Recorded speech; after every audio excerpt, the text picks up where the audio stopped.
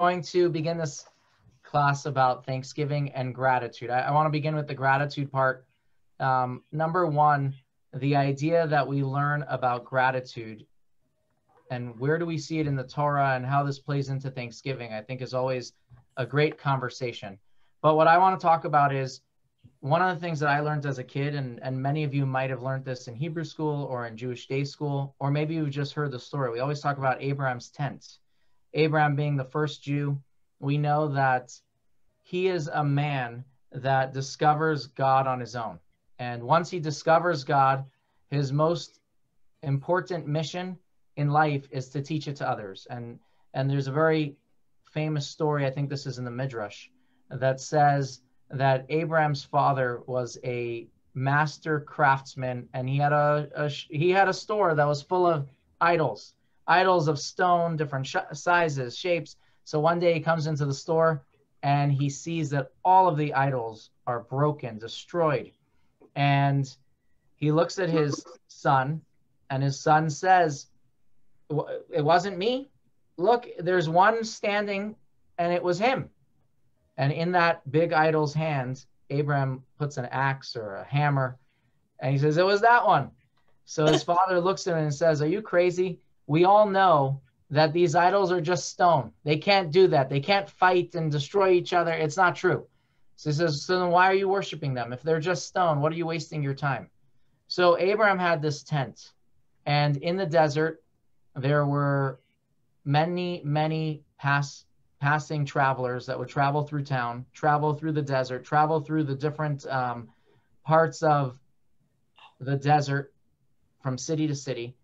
No water, no food for miles, if they even had miles or kilometers then, however they measured their distances.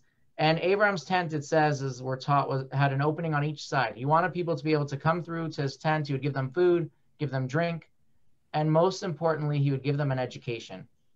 What did he educate them about? God. How did he do that? So after a person would finish eating, he would say thank you to Abraham, and Abraham would say, "No, just thank God."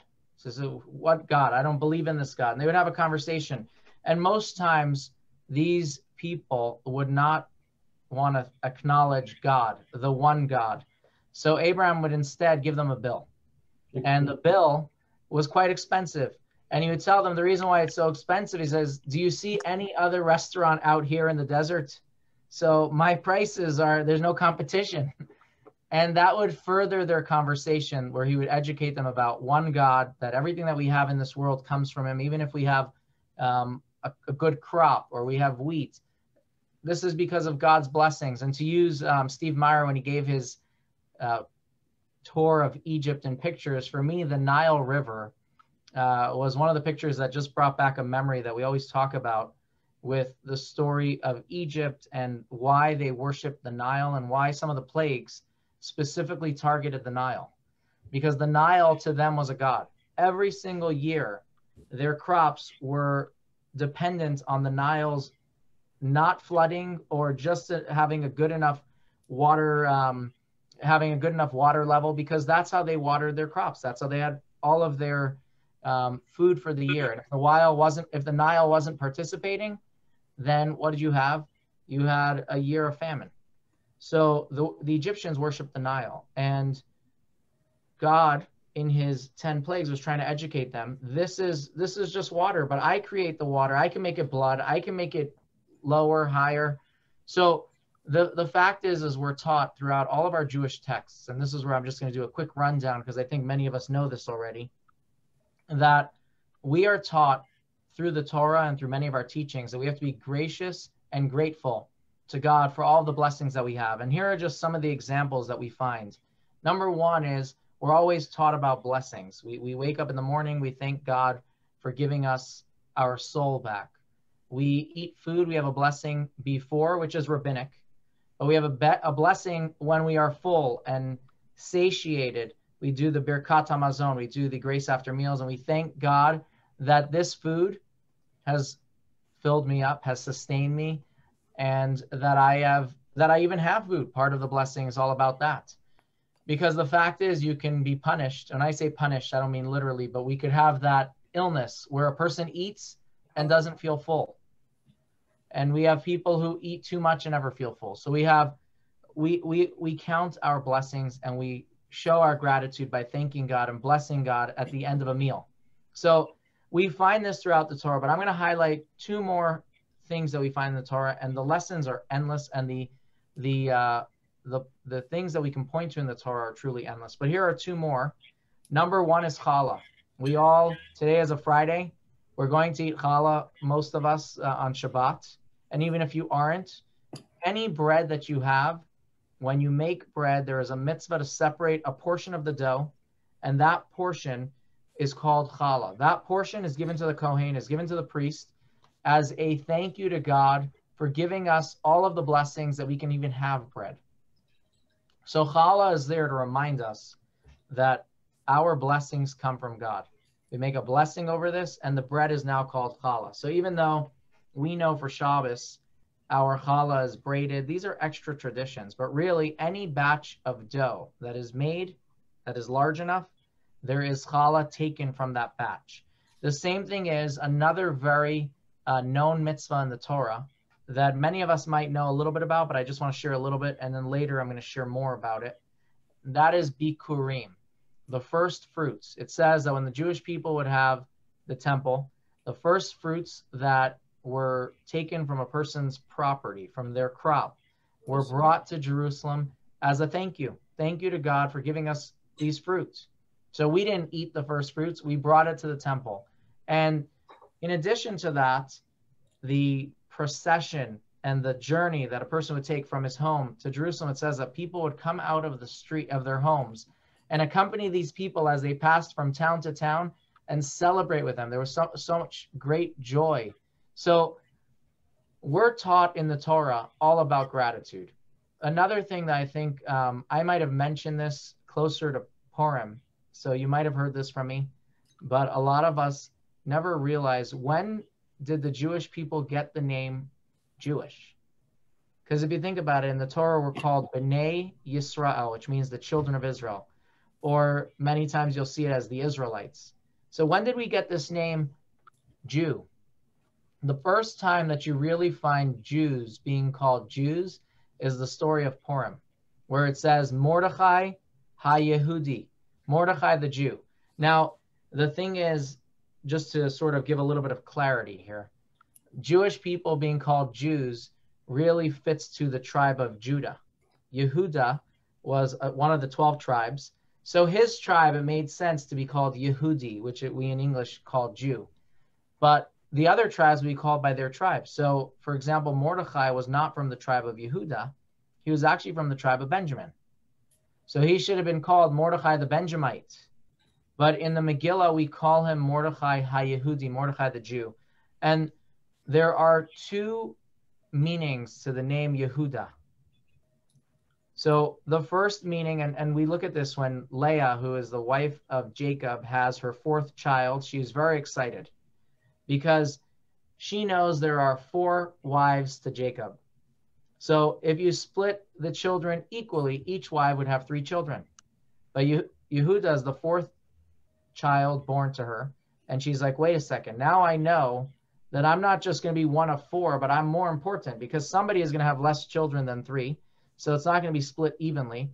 So she thanked God. And the word Yehuda has 2 meanings. Number 1, it's all about gratitude. And number 2, it's about acknowledgement. So one of the reasons why Jewish people are called Jews is for this very reason, that we are thankful and grateful to God. And I want to read something. I do not know the author to this. When I was searching the internet to find a Jewish text on the name Yehuda and how Yehuda is a meaning of being grateful, I found this paragraph that I thought embodies this message. And here is the text. A Jew must always feel this same sense of gratitude to God, continually recognizing that he is the recipient of heavenly blessings, the antithesis of a sense of entitlement. A Jew must acknowledge that he is a debtor who owes so much to his past, to his forebears and his progenitors. He is not a creditor to whom something is owed. This attitude of gratitude is reflected in his name, his identity, and shapes his essential character. And this is Yehudi. Again, this is based off of the root of the word Yehuda in Hebrew, is to acknowledge, to be thankful. So we find in Judaism this idea of gratitude. And like we mentioned, Thanksgiving is really all about being thankful. It's Thanksgiving. So here is, I think, a good little recap for those of you who don't know the history of Thanksgiving. Thanksgiving began before the United States declared independence. Before we were independent nation, the Puritans, the original settlers of America, actually would celebrate Thanksgiving. And what was it? If they had a very good winter that it didn't destroy their crops, they would sit down for a Thanksgiving meal. In fact, I read that in those days they were on good terms with the Native Americans. They would invite them to their dinners. So Thanksgiving was this idea that the settlers, the original people living in America, were being thankful to God that the crop that they had, their winter was not so harsh, and they had what to live. So they would do this Thanksgiving meal. In the 1780s, they came to George Washington. They said, let's make a Thanksgiving holiday. George Washington declares a national day of Thanksgiving, a Thanksgiving holiday, but he does not make it a national holiday for the future. He does it just for that year. It's only in 1863, during Abraham Lincoln's tenure as president, that he proclaims Thanksgiving. This is October 3rd, 1863. He does the Thanksgiving Proclamation. And here is the thing that many of us may know, but never really read it. If you have not read the Thanksgiving Proclamation, I'm going to share the text of it in a moment on the screen. You find that the entire proclamation is about saying thank you to God.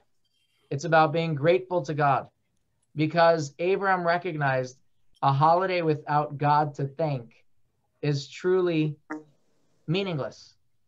So here is the text. I'm going to share my screen so you can read it. I'm going to read it out loud, though. Give me a second.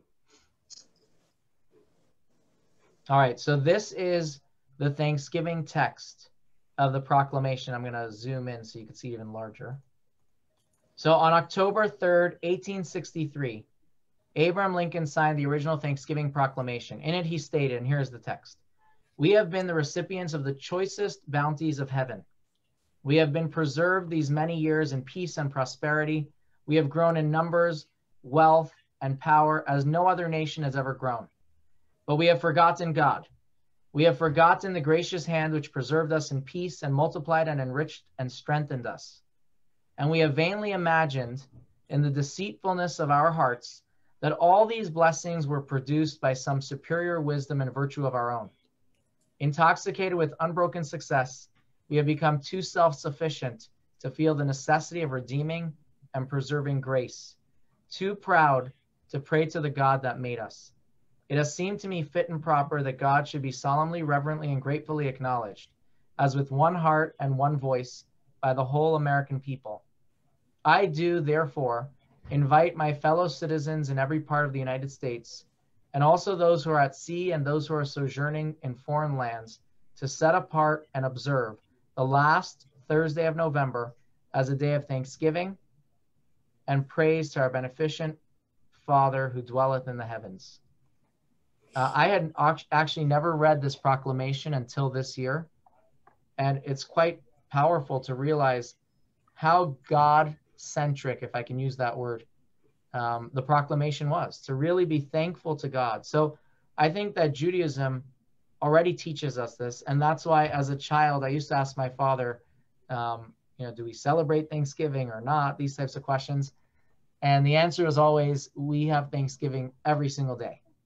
And the truth is we do, right? We don't need to set aside a single day, because if you're living Jewishly, you realize it's steeped in so many things that we do, literally from the moment that we wake up. We say Moda'ani. We haven't even gotten out of bed. There is a prayer that says, "Thank you, God, for giving me my life today." And it puts you in a really good mindset that I have a purpose. There's a reason why I'm alive. There is a reason to be here. And there's a reason why I'm here. So this is a lot about gratitude that we find in the Torah and that we find in Thanksgiving holiday. I will share something at the end, which I think is some really powerful messages of how to add some gratitude in our own lives and what it can do to us, but not based off of Jewish texts, just from a course that I had taught called How Happiness Thinks. But before that, I just wanted to cover two other questions.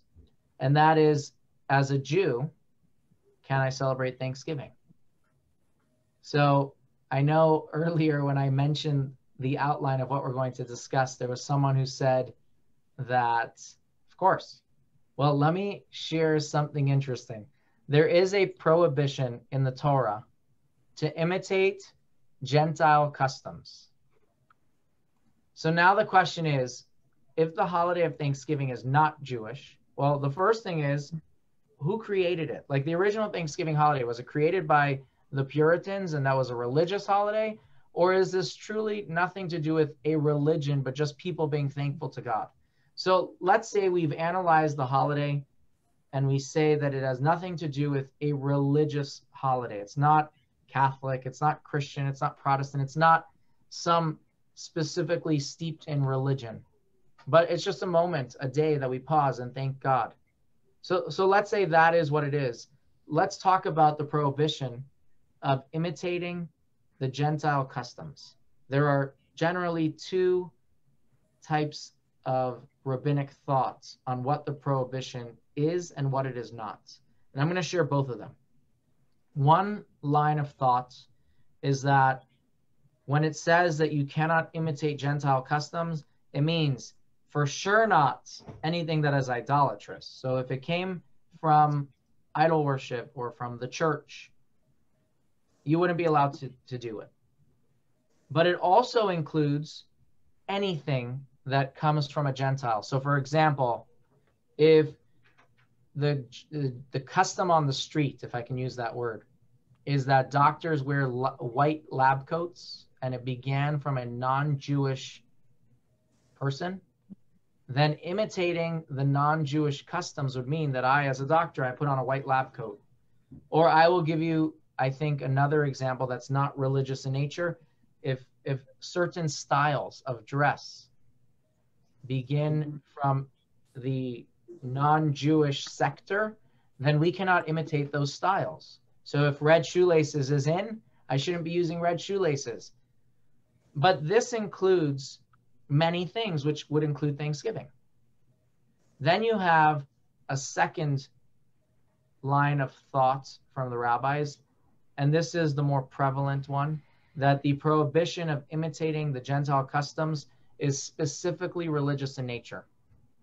So, for example, if I knew that Thanksgiving began from the church because of the church and because of a verse in the New Testament, there is absolutely no way that either of these two opinions would allow it.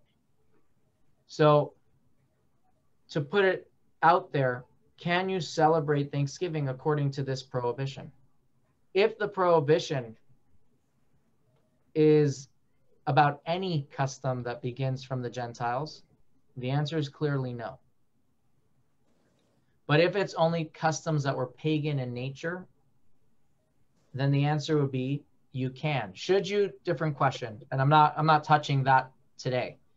But can you? The answer would be you can. The general consensus of the modern day halachic, meaning the Jewish law authorities, is that you can. Should you? Again, I'm not touching that subject. That's each person on their own. But the answer is you can. It's not coming from a religious entity, if you want to call it that. It came from people on their own goodwill and good feeling to thank God, which is obviously a beautiful thing. So the short answer is, as a Jew, can you celebrate Thanksgiving? Yes, you can.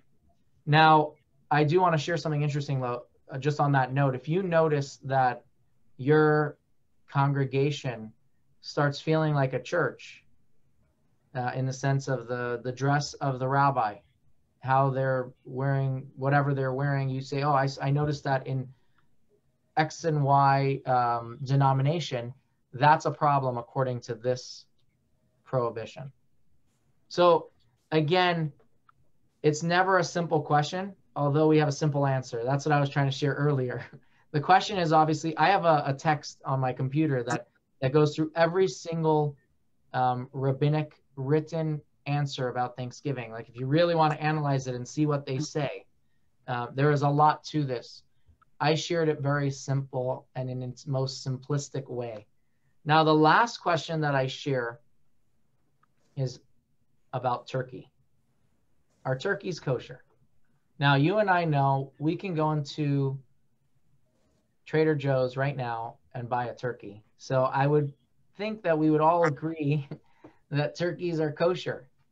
However, like I mentioned, it's not such a simple question.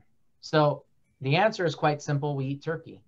But how we got to that is not as simple. So what I want to share is, in general, what makes a bird kosher, what makes food kosher, and then I'm going to talk about the turkey itself. So kosher food has specific criteria of what makes it kosher. If it's a fish, the fish must have fins and scales. Those are two identifying marks that the Torah tells us about that says if you see it on a fish, it's kosher. You don't even have to do anything. You kill it, you can put it straight onto a barbecue or your oven or your pot, however you want to do it. Then it talks about animals and birds. But I'm going to talk about animals first. Animals, it says, they must chew their cud and they must have split hooves. Now, a camel chews its cud. It does not have split hooves. A pig has split hooves. It doesn't chew its cud. Those are not kosher. They only have one identifying sign. They are not kosher. So in the end of the day, if an animal has split hooves and it chews its cud, and for those of you who don't know, chewing its cuds means it regurgitates its food. It swallows it, spits it back up, chews it some more, puts it back down. It's a process. So these two signs make an animal kosher. However, they are not ready to be eaten. They're only eaten after you slaughter it properly, and then you have to salt it, which removes the blood. We check it that it was healthy, and then you can now go and eat that animal. So it's a process. What about birds? The Torah for birds does not give identifying signs. What it does do, it gives 24 birds that are not kosher. It lists birds that are not kosher. It doesn't tell you what is kosher. It tells you what's not kosher. The problem is we don't always remember, or we don't necessarily know what are those 24 non-kosher birds. So what do we do because of that? We only eat birds that we have a tradition that they are kosher. So, for example, we know that chickens are kosher. We know that duck is kosher. So the common practice is we follow this tradition that we always, if we have a tradition that it's kosher, great. If we don't have a tradition, we don't eat it. Turkey is a problem. Turkey is a bird that was only introduced to Europe in the 16th century. It's a New World bird. So we don't have this ongoing tradition regarding its kosher status. So I'm going to share two things that are of interest, I think, to me. One is, in general, when you start looking at the bird list of what's kosher, like the ones that we do have a tradition, they are not birds of prey. Not a single one are birds of prey. Many of them are not wild. So it's kind of, does the turkey fit into this category or not? There is another thing that the rabbis use to answer the question about turkey, and that is turkeys, in general, birds, not turkeys, but birds that are kosher species cannot mate with non-kosher species. Not because we don't let them. It's a fact that they can interbreed if they are kosher. If they are not kosher, they just don't breed with other types of birds. So since turkeys were able to mate with certain breeds that were known to be kosher, that was one of the ways that they knew that the turkey was kosher, because it was able to mate with kosher birds. However, I share this with a little bit of interesting note. The question came up to a rabbi who sees a turkey for the first time in his life, and the turkey is quite wild. And he says, I don't care what others are saying, This bird is so wild, it can't be Jewish. It can't be kosher. It just doesn't have a kosher trait. So any descendant of this rabbi, his name was the Shalah. If you are a descendant of his family, his name is Rabbi Yeshaya Halevi Horowitz. He was known as the Shalah. If you are a descendant of his family, you would not eat turkey. Anyone else eats turkey. I eat turkey. I'm not a descendant of his family. But I do have a cousin that somewhere in his family, whether it's his, I think it's his father's side, they are descendants of that rabbi. They do not eat turkey. So again, are turkeys kosher? Yes. Does everyone agree with that? No. And then again, how do we know it's kosher? This tradition doesn't help us, but we do have other ways of figuring that out. So that is my little, what I want to call, I don't want to call it a spiel, but that is what I wanted to share today about the holiday of Thanksgiving. What I want to end off with, and then I'll take any question, is a couple of texts that I think are important. We talk about being happy. The fact is that today people are not so happy. In fact, there is a book that was written by the professor Tal Ben Shahar. So here's a very interesting I guess an interesting note. Harvard University has a class about happiness that is its most well-attended class, meaning you'd think that in Harvard, where people are all about business and success, you'd think that maybe an economics class would be its most well-attended class. The fact is, people are looking for happiness, and this professor's class is the most well-attended class at Harvard. In fact, grandparents were coming to the class as well. Parents were joining their children. So one of the things that he mentions, and I'm just going to this is in his book, Learn the Secrets to Daily Joy and Lasting Fulfillment.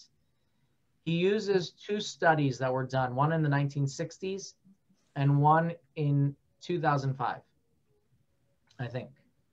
So study number one was that in the United States, the rates of depression are 10 times higher today than they were in the 1960s. So they did this study and they found that not just in the United States, but even in Europe. Here is a statistic from Europe. In 1957, 52% of Britain said they were very happy. And then in 2005, despite the fact that every country, at least first world countries, were doing so well in the sense of wealth, and they tripled their wealth over the last half century. In 2005, how many people were happy? Only 36%. So even though we are doing so much better in the sense of prosperity, happiness is not increasing. And there was a leading scholar in the field of positive psychology that asked this question. He said, if we are so rich, why aren't we happy? So I want to share a few, I guess, Jewish ideas about this and end off with one idea that I thought is a great idea for all of us that could help us be grateful. So here is a quote from Helen Keller that many of you probably know. This is from her book, 3 Days to See. Or actually, it's from an article. One of the things that she says is she asked a friend and said, who had just gone on a walk. And they said, what did you see outside? A long walk in the woods. What did her friend answer? She said, nothing in particular. So Helen Keller quoted off of that. She thought about it and she said she would have been surprised, but she already learned long ago that the seeing see little. Right? We have all of these faculties, but we're not grateful for them. In fact, she said that if only people would lose a little bit of their faculty for a couple days, they would appreciate it so much more. If we weren't able to see, we would appreciate sight so much more. If we weren't able to hear, we would appreciate hearing so much more. So the fact is that we're less happy. What can we do to be happy? So one of the things, like I mentioned, is you find in the Jewish texts that how and what is the way to be happy. So I'm going to share two texts that we find in Jewish authors. One is from Rabbi Bachya ibn Pakuda. He was the author of the Chovot HaLevavot. For those of you who know, it's a very famous work on Musar.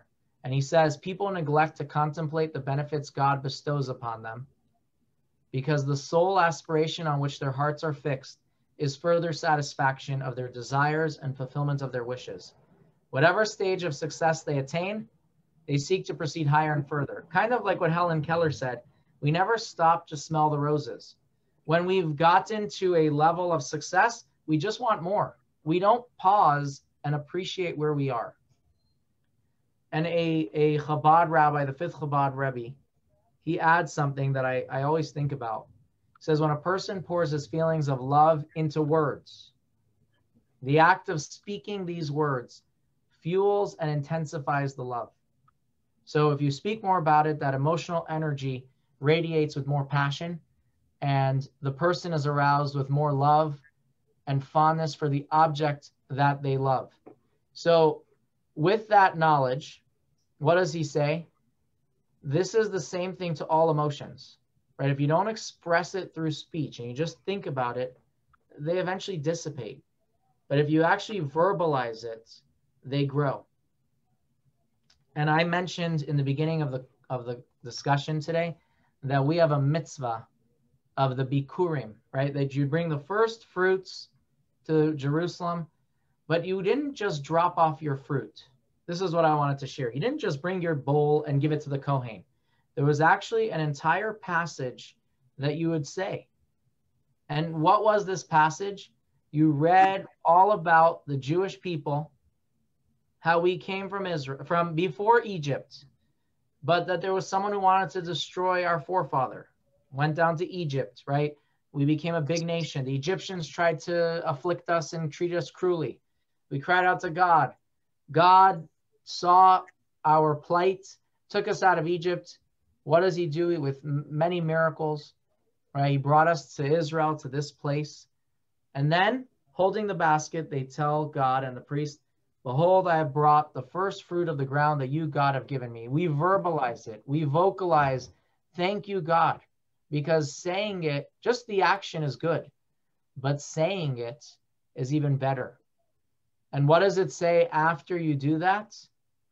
This is the verse. The verse says, and you shall rejoice in all the good that God, your God, has given you and your family. Right? By doing this, we will be happy. We're thankful to God. What happened? The Jewish people lose the temple. We don't have a Beit HaMikdash. We don't have the temple anymore to do the first fruits. One of the things that it says is Moses realized that we wouldn't have these action and events that help us be grateful. So what did he do? We learned that we pray 3 times a day now, right? Why are we praying? Because we're vocalizing, we're verbalizing our gratitude to God.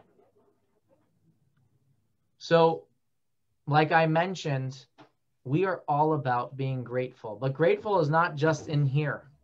Grateful is more than that. Grateful is to vocalize and say, God, thank you. Thank you for waking me up. Thank you for being there for me. We do this not just to God, we do this to our parents. In fact, we know that in the 10 Commandments, it says you have to honor your father and mother. There is a book, a sefer, a Jewish text that talks about every mitzvah. And when it talks about the mitzvah of loving your father, honoring your father and mother, and loving your parents, I think honoring your parents is the more proper way to share that. He says that it's proper to acknowledge and repay the kindness that one has received. In other words, why do we have the mitzvah to honor your parents? Because we don't want to be an ingrate. We don't want to be ungrateful. We have to be grateful. So if they brought you into this world and treated you and gave you food and put you through school and raised you, the fact is you got to thank them. And the last thing that I'll share before I read that last text that I think is a great piece of practical advice Why wasn't Moses allowed to do the first 2 plagues? His brother Aaron actually began those plagues or initiated them. It was because they involved the Nile River. And the Nile River is something that saved his life. So being grateful, he could not be the one that would hurt the Nile River and turn it into blood or make the frogs come out of the Nile. So we preach gratitude, and we preach gratitude not just in a way that is sort of abstract, but in Judaism, we preach it in a way that's practical. We thank God, we make blessings, we honor our parents, and we see this messaging everywhere. So here's my last text that I love. I read this a number of years ago. I share this a lot. I hope you'll like it too. This is from a book that was published in 2013. I'm going to read the text. In 1998, my colleague, it's from a professor, Robert Emmons. He's a doctor, a PhD, and the book is called Gratitude Works. Practical advice. In 1998, my colleague, Mike McCullough, and I designed a program of research to examine the effect of a gratitude practice on psychological and physical well-being. So this isn't just about the mind, it's about your health.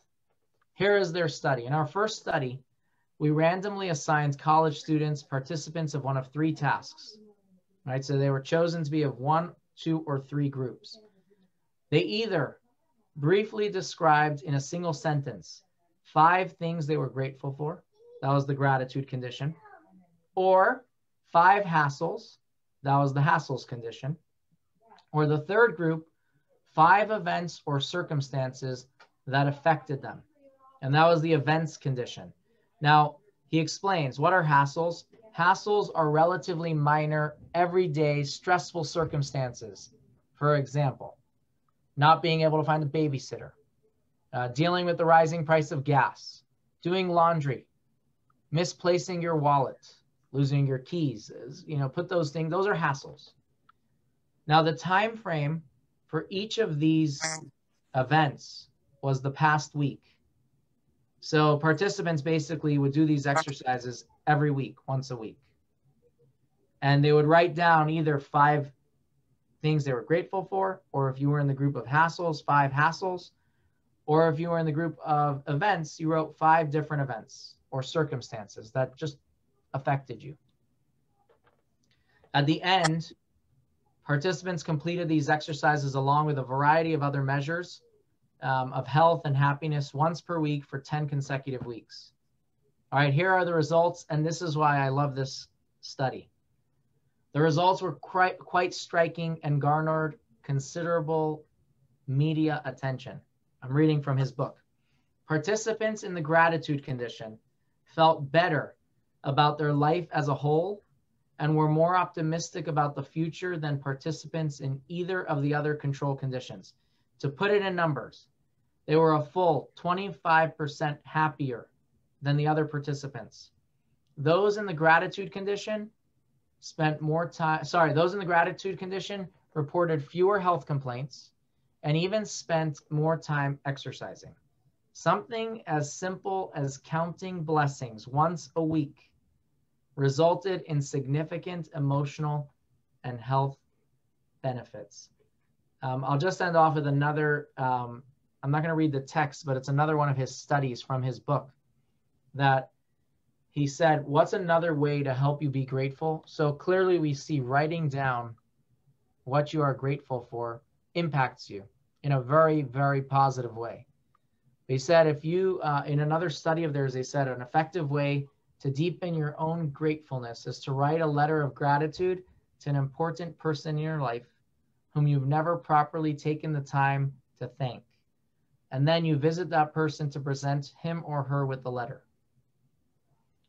And in that one, here his study, obviously for us with COVID, I would suggest that you wait. You can write the letter, but I don't suggest you going to meet them in person right now.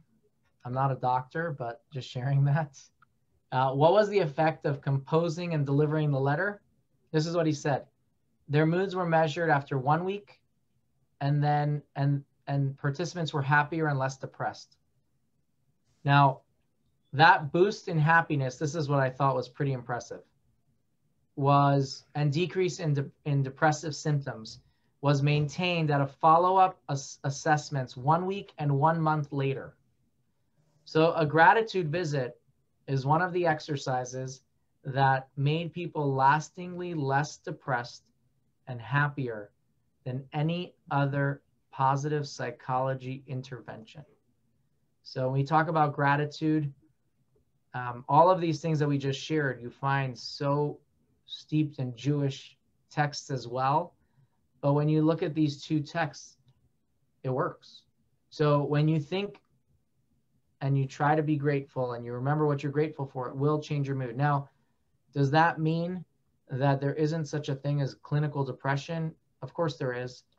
And is this going to be the answer for someone who also needs to make sure they're taking care of it with a medical professional? No. Will it help? I assume yes. But for most people, these things will make tangible differences in their lives. And that's pretty impressive. So this Thanksgiving, when you do sit down and we have what to complain about, it's a very different Thanksgiving this year. Write down the things you're grateful for. Don't just think it, but do an action. I am writing down what I am grateful for, even though I might be sitting alone or I might be sitting with 2 people instead of 10 or 20 people. Do something actionable to remind you what you are grateful for. I'm going to end with that, but of course I am happy to take questions, thoughts, or anything on your minds